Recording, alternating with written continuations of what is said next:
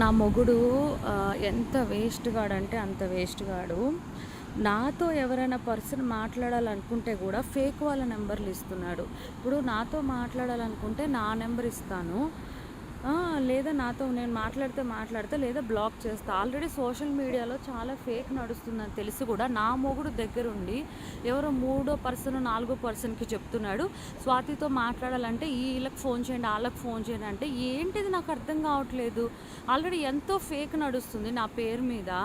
ఎంతోమంది పిచ్చి పిచ్చి ఫోన్ నెంబర్‌లు ఇస్తున్నారంటే కూడా మళ్ళా అదే నా మొగుడే దగ్గరుండి ఫ్రాడ్ చేస్తున్నాడు. నా మొగుడే దగ్గరుండి జనాల్ని మోసం చేస్తున్నాడు. నా మొగుడే దగ్గరుండి మూడో మనిషి, నాలుగో మనిషికి నెంబర్లు ఇచ్చి వాళ్ళతో మాట్లాడమని చెప్తున్నాడు. ఆ మూడో మనిషి, నాలుగో మనిషి, ఐదో మనిషి జనాల దగ్గర నా పేర్లు చెప్పి డబ్బులు తీసుకొని మోసం చేస్తే మోసపోయేది నా ఫ్యాన్సు.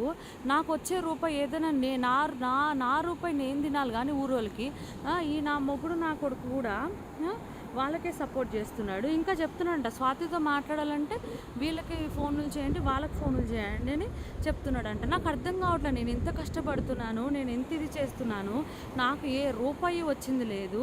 కానీ నా పేరు మీద ఫేక్ అకౌంట్లు ఉన్నాయి, ఫేక్గా డబ్బులు తింటున్నారు. మళ్ళీ నా మొగుడే దగ్గరుండి జనాలకి చెప్తున్నాడు స్వాతితో మాట్లాడాలంటే వాళ్ళతో మాట్లాడాలి, వీళ్ళతో మాట్లాడాలంట. నాతో మాట్లాడాలంటే డైరెక్ట్గా నాతో మాత్రమే మాట్లాడాలి, మధ్యవర్తులు ఎవ్వరూ వద్దు, మధ్యవర్తులు అందరూ చాలా డబ్బులు తినేస్తున్నారు, నా చేతికి ఒక్క రూపాయి కూడా రావట్లేదు అని నేను ఇంత క్లియర్గా చెప్పిన తర్వాత కూడా ఇప్పుడు కూడా నా మొగుడు ఇప్పుడు తాగేసి ఇప్పుడు అదే గొడవ పడుతున్నాడు. నాతో ఎవరు మాట్లాడాలన్నా మూడో వ్యక్తి, నాలుగో వ్యక్తి నెంబర్లు ఇస్తాడట, వాళ్ళతో మాట్లాడాలి, వాళ్ళు డబ్బులు తీసుకుంటారు, వాళ్ళు హ్యాపీగా ఉంటారు. ఆ అవతల పర్సన్ నాతో మాట్లాడాలనుకున్నాడు కదా, నేనైతే మాట్లాడను, ఎందుకంటే నాకు తెలియదు కాబట్టి. ఆ మధ్యలో వ్యక్తులు డబ్బులు తీసుకుంటారు, వాళ్ళు ఎంజాయ్ చేస్తారు.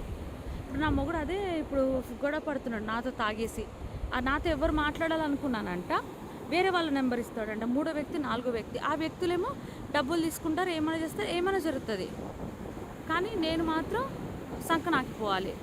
నా సొంత మొగుడే, నా పక్కన ఉన్న సొంత మొగుడే ఇంత వరస్ట్ క్యాండిడేట్ ఉన్నాడు, ఇంత వేస్ట్ గాడు ఉన్నాడు, ఇంత వేస్ట్ గాడు. తాగుతాడు, తాగేసి గొడవలు పడతాడు. ఇప్పుడు ఇక్కడ ఉన్నాము, బీచ్ దగ్గర ఉన్నాము, లోపలికి వెళ్ళా, కాలుకి ట్యూబ్ రాసుకుని ఇప్పుడు దాకా బాగానే ఉన్నాం. ఎవరో ఒక పర్సన్ వచ్చాడు. ఆ పర్సన్ వచ్చి మాట్లాడుతుంటే ఇప్పుడు రూమ్లో పాప పడుకుంది, డిస్టర్బ్ అవుతుంది కదా, బయటికి వెళ్ళి మాట్లాడుకోండి అంటే తప్ప, బయటికి వెళ్ళి మాట్లాడుకోండి అన్నంత మాత్రాన ఎవరో ఒక మూడో పర్సన్ నెంబర్ ఇచ్చి స్వాతితో నువ్వు మాట్లాడాలంటే అతనితో టచ్లో ఉండు అంటే నేను ఎవరిని నమ్మను, నేను ఎవరికి నా ఫోన్ ఇయ్యను. అలాంటిది మూడో మనిషి నెంబర్ తీసుకుని నాతో మాట్లాడాలంటే నాతో మాత్రమే మాట్లాడాలి, వేరే మూడో మనిషితో మాట్లాడండి అని నా మొగుడు ఎట్లా చెప్తాడు?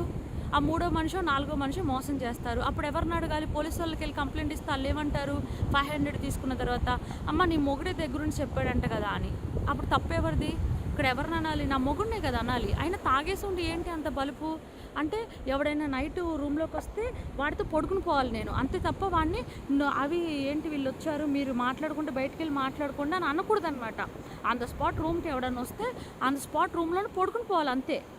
ఆడితోటి నా మొగుడు చెప్పేది అదే. నువ్వే కదా చెప్పావు మమ్మల్ని బయటికి వెళ్ళి మాట్లాడుకోమని. బయటికి వెళ్ళి మాట్లాడుకోండి, పాప పడుకుంది అన్నంత మాత్రాన బయటికి వెళ్ళి ఎంత రచ్చరచ్చనే చేసేస్తారు వాళ్ళు. బయటికి వెళ్ళేసి ఏమైనా చేసేస్తారు. ఇప్పుడు నేను అక్కడికి వచ్చి బయటకు వచ్చి ఇంత వీడియో చేస్తున్న ఇంతసేపు అవుతుంది, అయినా కూడా వాళ్ళకి అవసరం లేదు. నేను ఇప్పుడు సముద్రంలోకి వెళ్ళి చచ్చిపోయినా నా మొగుడికి అవసరంలా. వాడికి కావాల్సింది తాగుడే. ఆ తాగుడుతోనే సస్తాడా నా కొడుకు. నేను వచ్చిన దగ్గర నుంచి చెప్తున్నా, నాకు ప్రశాంతత కావాలి, నాకు హ్యాపీనెస్ కావాలి, నాకు గోల వద్దు అని చెప్పేసి. నా మొగుడే దగ్గరుండి మరి ఇంత ఫ్రాడ్ చేస్తున్నాడు. నా మొగుడే దగ్గరుండి ఇంత మూడో మనిషికి, నాలుగో మనిషికి మాట్లాడమనేసి నెంబర్లు ఇస్తున్నాడు. నాకు చాలా చాలా బాధ అవుతుంది. ఎందుకంటే చాలా ఫేక్ అకౌంట్స్ ఉన్నాయి, వాటితో నేను చాలా సఫర్ అవుతున్నాను.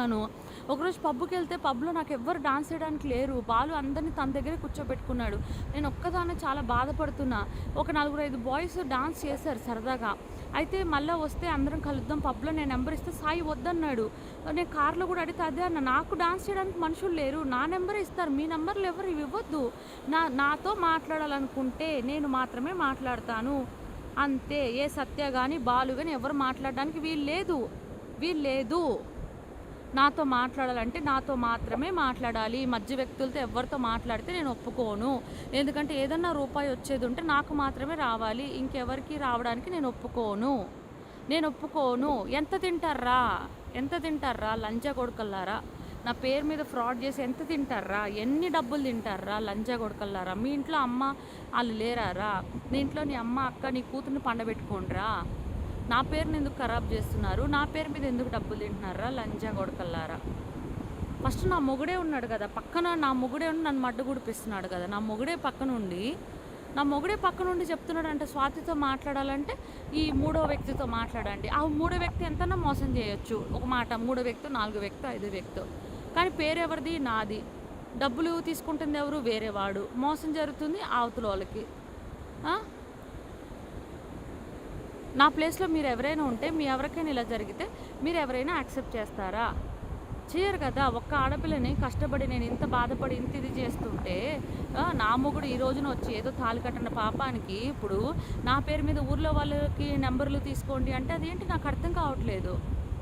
అరే నా రూపాయి నేను తినాలి, ఊర్లో వాళ్ళకి ఎందుకు? ఊర్లో వాళ్ళకి ఏం అవసరం? ఊర్లో వాళ్ళు ఎందుకు ఇన్వాల్వ్ అవుతారు నా మ్యాటర్లో ఊర్లో వాళ్ళు ఎందుకు ఇన్వాల్వ్ అవుతారు? ఇప్పుడు పెద్ద పెద్ద కంపెనీలే చెప్తున్నాయి మాకెక్కడ బ్రాంచెస్ లేదు, ఇది మాత్రమే మాది, మాకు బ్రాంచెస్ లేవని. నేను కూడా అదే చెప్తున్నా. స్వాతి నాయుడు అనేది ఒకటే ఉంటుంది, 10 అకౌంట్లు, 10 మంది, 10 షేర్స్ ఇవన్నీ ఉండవు కదా.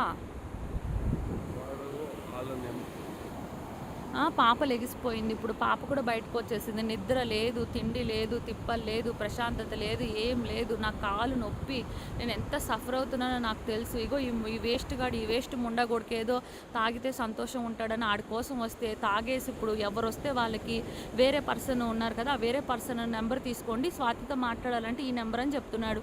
ఎవరినైనా ఎందుకు నేను ఎవరిని నమ్మి నా ఫోన్ పెట్టాను ఎవరి చేతిలో? అలాంటప్పుడు మూడో పర్సన్ నేను ఎందుకు నమ్ముతాను? అదే ఎందుకు ఫ్రాడ్ చేయాలి నా పేరు మీద? ఆల్రెడీ పొద్దున్న లేసింది రాత్రి దాకా ఒకటే అబద్ధాలు, ఒకటే మాటలు. ఇప్పుడు ఆ వేస్ట్ గాడి వల్ల వాడి వల్ల నేను సఫర్ అవుతున్నా, నా కడుపును పుట్టిన నా కూతురు సఫర్ అవుతుంది. ఇంకా ఏంటి నాకు అర్థం కావట్లేదు. ఆఖరికి జనాలు కూడా సఫర్ అవుతున్నారు నా మొగుడు వాళ్ళు. ఎందుకంటే ఇప్పుడు నాతో మాట్లాడాలంటే నాతో మాట్లాడకుండా నా మొగుడు మధ్యలో వేరే వాళ్ళకి చెప్తున్నాడు. ఆ వేరే వాళ్ళు ఎవరెవరో మోసం చేస్తే అది ఏంటి? అది నాకు సంబంధం అవ్వదు. కానీ నా మొగుడే దగ్గరుండి ఆ వేరే వాళ్ళతో మాట్లాడానంటే వీడికేమొస్తుంది? ఒక బాటిల్ మందు వస్తుందా? ఒక బాటిల్ మందు కోసం నా జీవితాన్ని ఇంత నాశనం చేస్తున్నాడా? మరి ఏమనాలి నా కొడుకుని?